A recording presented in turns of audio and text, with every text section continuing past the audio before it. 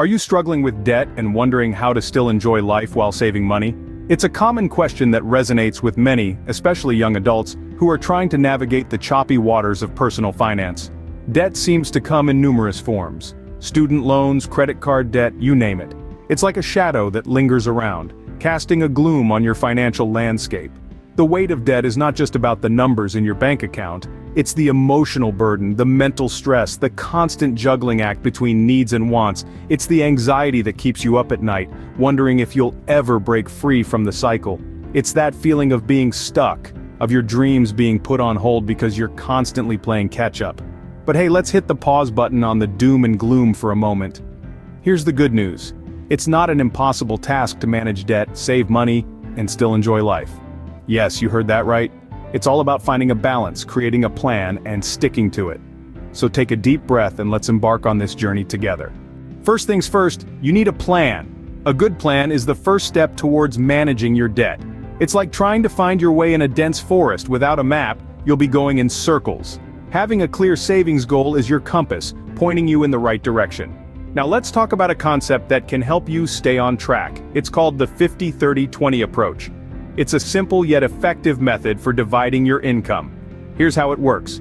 50% of your income goes to your needs, 30% to your wants, and the remaining 20% to your savings or debt repayment. It's a practical way to ensure you're not spending more than you can afford while still allowing yourself some enjoyment. But having a plan is not enough. You need to stick to it. This is where budgeting comes into play. It's like your itinerary, laying out the route you're going to take to reach your destination. It helps you identify where your money is going and where you can cut back. And remember, consistency is key here. You need to be disciplined and follow your budget closely. It's not always easy, but it's worth it.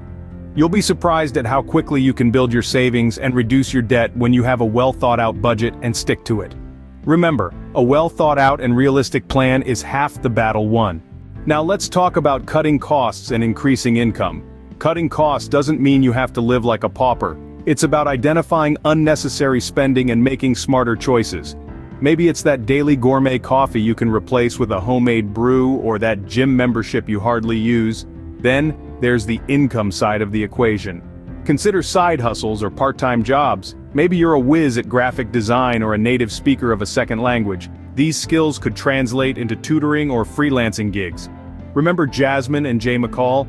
They paid off $190,000 of debt in just 4 years. They did it by overhauling their budget, cutting unnecessary spending, and living off one salary while using the other to pay off debts.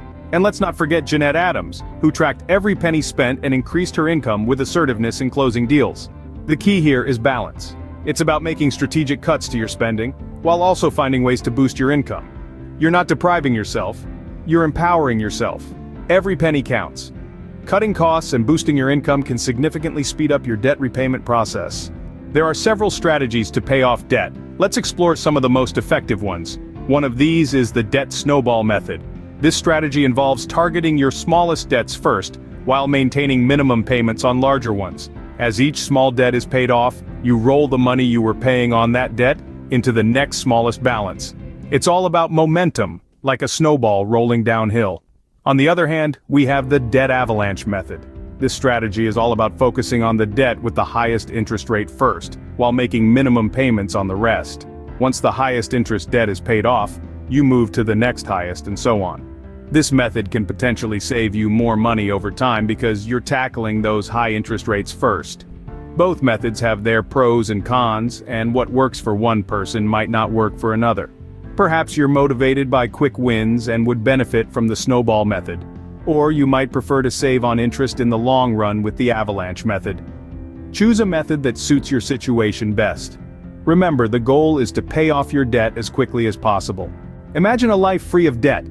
Sounds amazing, right? Just think about the peace of mind that comes with knowing you owe nothing to anyone. You'll have a sense of financial freedom that's hard to describe. No more worrying about interest rates, late fees, or collection calls.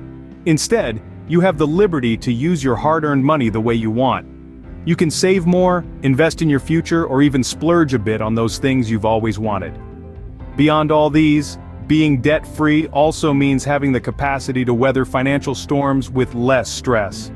Living a debt-free life is not a dream, but a goal that you can achieve with discipline, determination, and a good plan. Managing debt, saving money, and enjoying life is not mutually exclusive. Remember, the path to financial freedom is paved with strategic planning, disciplined budgeting, and unwavering commitment. By cutting unnecessary costs, increasing your income, and employing effective repayment strategies, you can lift the weight of debt off your shoulders. The benefits are plentiful: more savings, less stress, and the freedom to enjoy life on your own terms. It's a journey worth embarking on. Thank you for watching, and don't forget to like, share, and subscribe.